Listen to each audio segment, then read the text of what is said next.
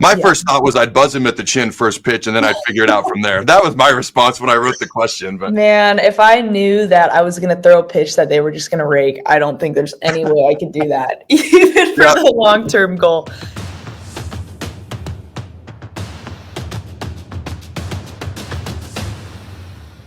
Welcome to the Carriker Chronicles, the People Show. Checking the pulse of Husker Nation, brought to you by DPS Concrete Construction. Check them out at dpsconstruction.net. Also, the inaugural Carriker Chronicles of Football Camp, the camp that is for the kids. All right, ladies and gentlemen, it's going to feature several former Huskers you can see on your screen now at this time. And it should be mentioned, we are going to be donating a portion of the proceeds to local at-risk youth as well as abroad, to helping build schools for kids that just don't have them. Learn more and or register at carrikerchronicles.com. All right, real quick, before we bring our special guest on for today's show, if you're excited to see what Nebraska softball can do and potentially a deep postseason run that they might be able to make, smash the like button. And as always, if you haven't done so yet, make sure you subscribe and ring that notification bell. Now it's time to bring on our special guest. She's a two-time All-American and the only player in Big Ten history to be first-team All-Big Ten, Big Ten Pitcher of the Year, and Big Ten Player of the Year in the same season.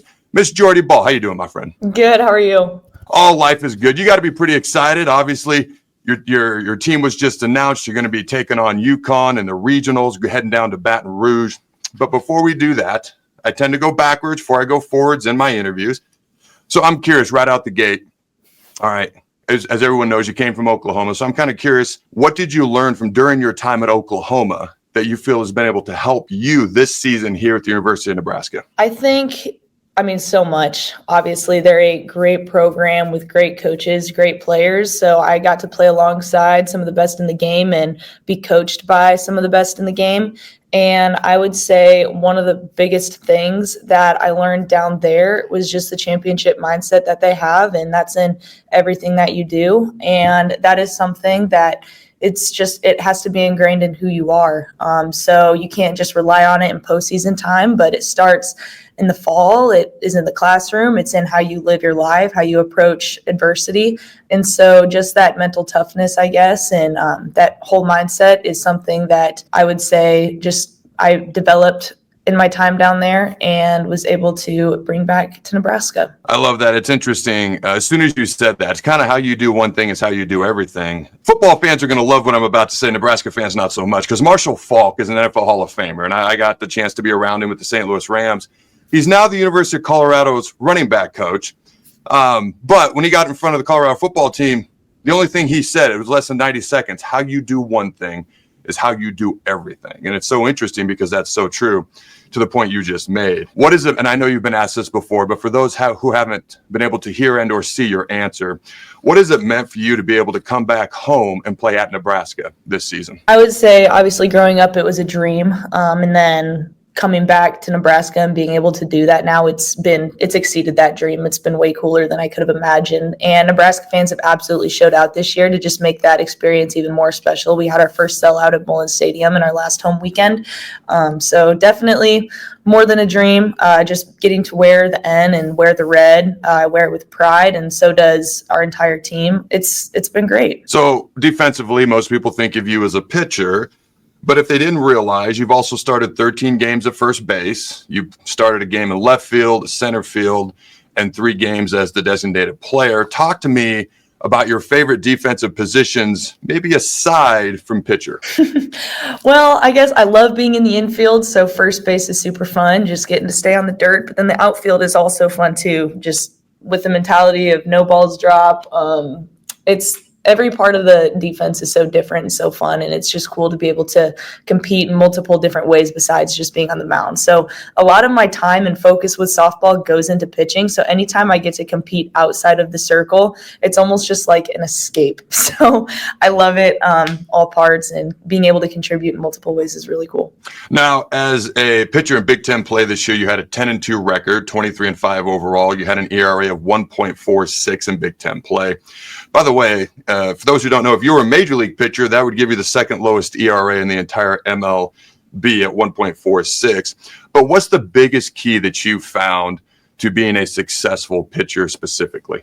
just being able to go pitch to pitch, leaving the bad ones in the past and setting your sights on the next pitch. There's like 20 seconds in between each pitch, and how you use those 20 seconds is crucial. So I've definitely had moments where I don't use those 20 seconds in the right way, and maybe I'm still beating myself up or pressing too hard for the next result. And just doing whatever I can to keep it simple in that 20 seconds is something that I really need to do. And so that I think is a big piece of, I guess, having success as a pitcher. Okay, this is not on my list of questions to ask, but I've got to ask this. When the ump doesn't give you the call that you want, okay, I'm around youth sports all the time, as you know. All right, that it doesn't give you the call that you want. This is maybe for me and other parents out there who just want to get into the ump. How do you handle that as a pitcher on the mound? Well, obviously, it's not like you can officially review a pitch call, so you can't do anything to change the outcome of what was called. So you have to just move on. You got to flush it and think about the next pitch. And even if maybe you thought it was a strike, but it got called a ball, that doesn't mean that you can't still use that pitch to set up the next one. So it has to be the second you see that call, okay, what's next? And I guess that's just part of leaving the last pitch in the past. But as a pitcher, sometimes if I feel like I maybe piped a pitch and I didn't get the call, it's like, okay, well, let's just make the batter swing then. Try to make him swing next time so there isn't a call at all. So I don't know. It's very much just flush it fast and move on. So Greg Maddux, all right, Hall of Fame pitcher, former Atlanta Braves, all-time great. One of his catchers, I forget which one it was, about a year ago, put out a video. And he talked about how they were playing the Houston Astros, Jeff Bagwell, and they were going to win the game. And Maddux was like, we're not going to throw anything high and inside, nothing high and inside. The end of the game comes around, and Maddux keeps shaking off the low and away change. The catcher comes out. He's like, we're going to throw it high and inside. And the catcher's like, what gives? So anyways, he throws the pitch. Bagwell hits the home run. The catcher's pissed. After the game, he's like, what's going on? He goes, we're going to play that team again in the playoffs. He's going to look for that pitch. We're going to hit him low and away and strike him out. Come the playoffs, Bagwell steps up, bases loaded, strikes him out low and away change. And lo and behold, Bagwell was like, I was sitting high and inside the whole time. My question is, would you be willing to give up a home run in the short term for a long-term goal? Would you have that type of patience?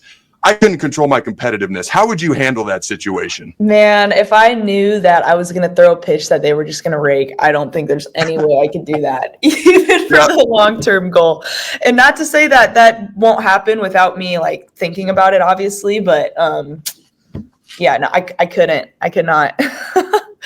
I'm with you. That would be incredibly hard. The foresight, the patience, the everything that goes into that is just mind-blowing. Yeah. All right. Talk to me as a hitter now. 457 batting average on the season.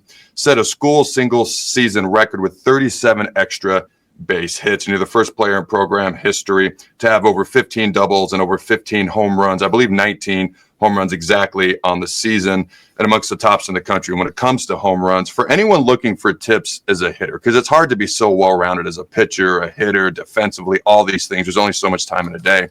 But specifically for someone trying to improve their game as a hitter, whether it be softball, baseball, what advice or tips could you give them? I would say it just has to be kept simple. I think with any aspect of softball, it's kind of like golf and how it's such a mental game, and there's so much time in between each at bat or even in between each swing that you could really just cloud your mind thinking about a bunch of different things. And the more clear you can have your mind and have one or two thoughts, the better.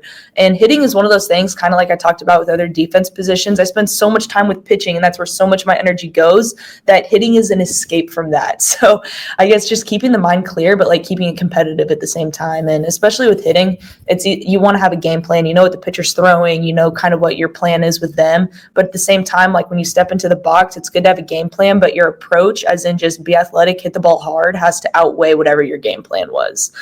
So I guess at the end of the day, coming down to that base or your foundation of be athletic, be on time, hit the ball hard, keep it simple. All right, I want to talk about some of your teammates and obviously the season going forward, the postseason, and things of that nature. Before we do, I want to give a shout out to our sponsors, DPS Concrete Construction. Ladies and gentlemen, nobody does it better. Concrete work, retaining wall work, dpsconstruction.net. If this is the type of work you're looking to have done, check them out. Hit up Jason Armstrong. Tell him Adam sent you their way. If this is the type of work you do, Jason is a phenomenal boss and owner of the company. He owns several businesses we'll be talking about here on the show in the future. Go to dpsconstruction.net.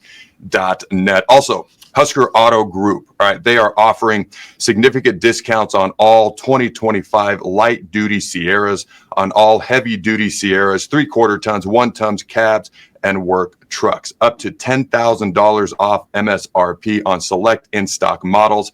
Husker GMC will pay you top dollar for your trade in. Over 100 GM trucks available.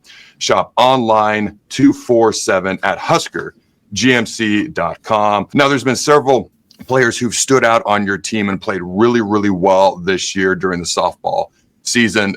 Feel free to name any of those, talk about any of your teammates. One I was going to ask about specifically was Ava Kuszak, who's also a first-team All-Big Ten performer. Talk about how well she's played this year, and as well as some of your other teammates in addition. I would say the strongest thing about Ava Kuszak, besides anything she does physically on the field, is just her mind. And so I grew up playing with her, and I knew that she had that dog mentality. And so when she was in the portal, I was like, Coach Ravel, we need to get her, please. And so being able to play with her again has just been incredible. But she's somebody that if stuff spiraling in the game or we're seeing a little bit of adversity, I can look to her, and never once does the look in her eye waver as far as just the competitor that she is. And so that is something that you want that in your teammates. When you're in the trenches, you want to look around and see that dog mentality in them, and you can see it just by looking in their eye.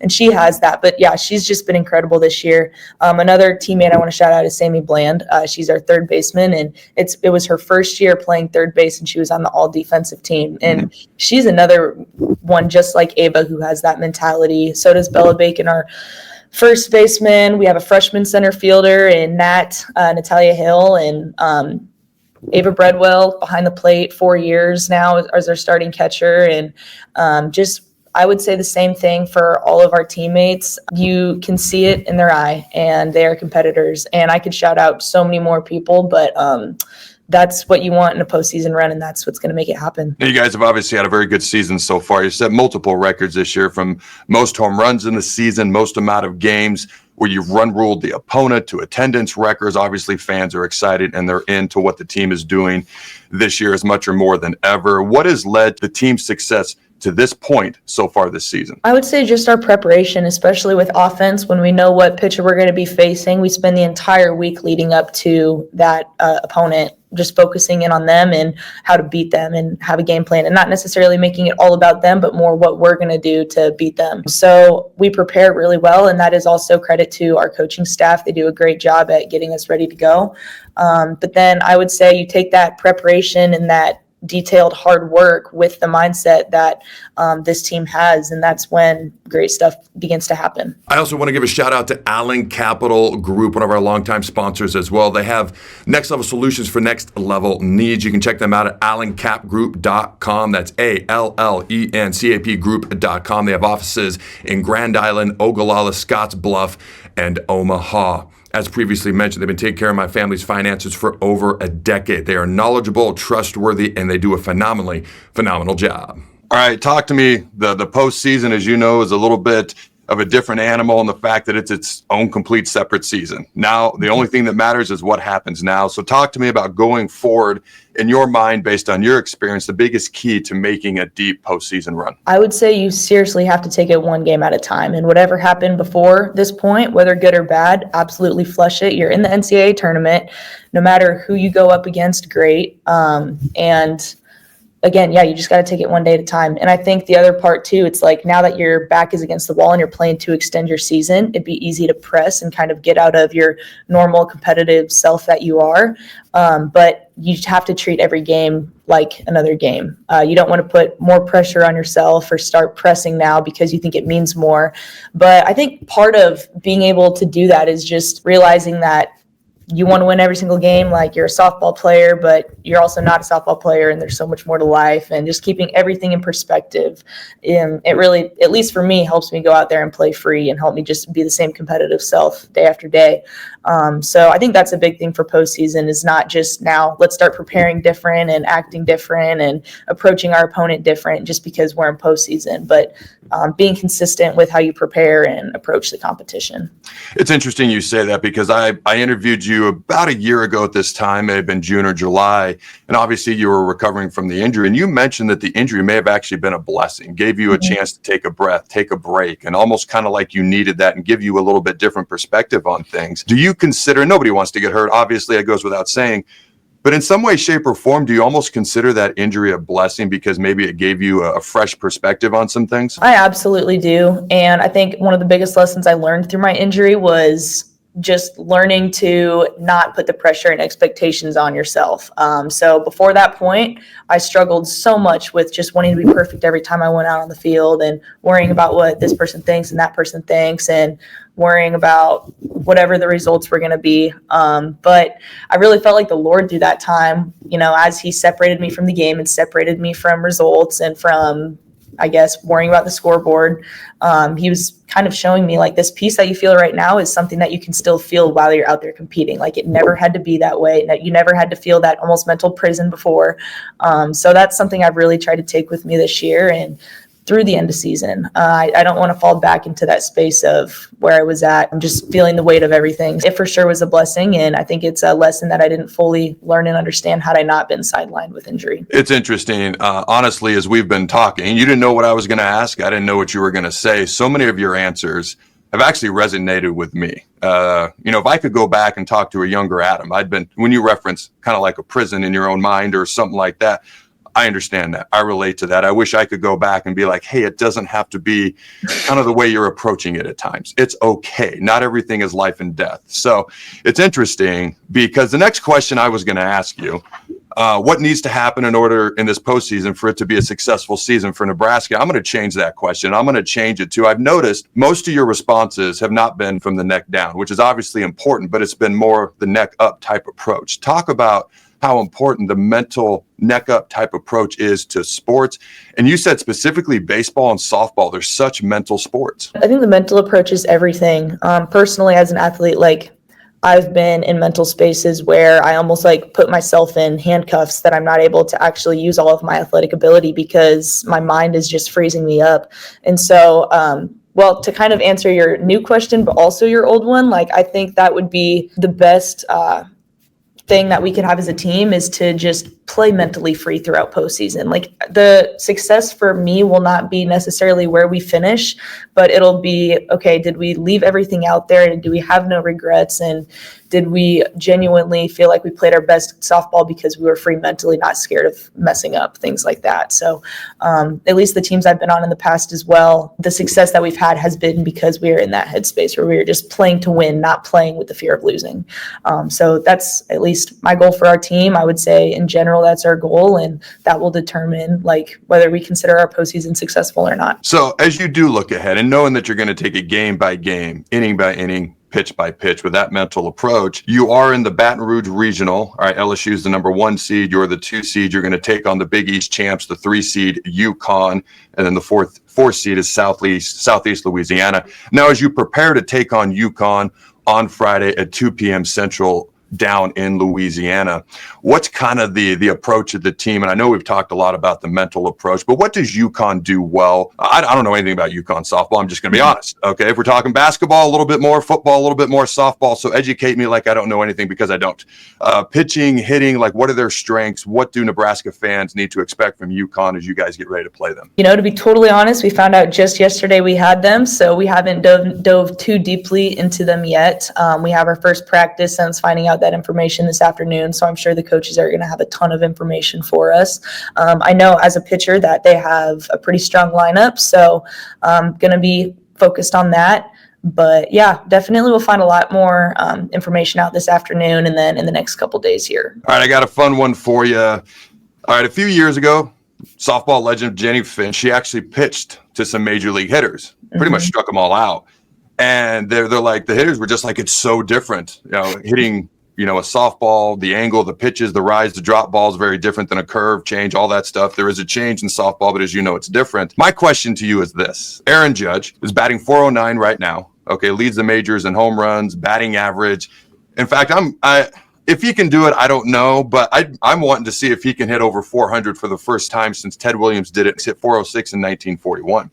But if you were to get one chance, one at bat to pitch to Aaron Judge, no scouting report, you don't know what he likes, doesn't like, how would you approach pitching to Aaron Judge? I would probably just go rise ball, rise ball, rise ball, rise ball, simply because that's one pitch that I don't know if baseball has a pitch that breaks that way. Everything's pretty much on a down angle. I know that the they can throw curveballs that drop sliders, but everything pretty much goes down. Nothing really goes up. So not knowing anything about him, that's just what I would go, simply because that's a pitch that I feel like baseball players don't see that often. That's a great point, actually. Now, very little. I don't know that anything that does the rise ball type action. My first thought was I'd buzz him at the chin first pitch, and then I'd figure it out from there. That was my response when I wrote the question. But all right, ladies and gentlemen, we got our fan questions of the show. As always, they're brought to you by Husker Auto Group. Again, check them out at huskergmc.com, also carrikerchronicles.com. It's where your Husker sports hopes and dreams will come true. It's just science, ladies and gentlemen. All right, question number 1. All right, what are you hoping to see from Nebraska's softball team this postseason? What would be your goals for them? Number 2, Nebraska baseball. They just won their 4th straight weekend series in a row, took 2 out of 3 from Michigan. Do you think that they will make a run in the Big Ten tournament? Simply let me know yes or no. And will Nebraska football have a spring game next year? Simply let me know yes or no. Until next time, Husker Nation, go Big Red. And always remember to throw the ball.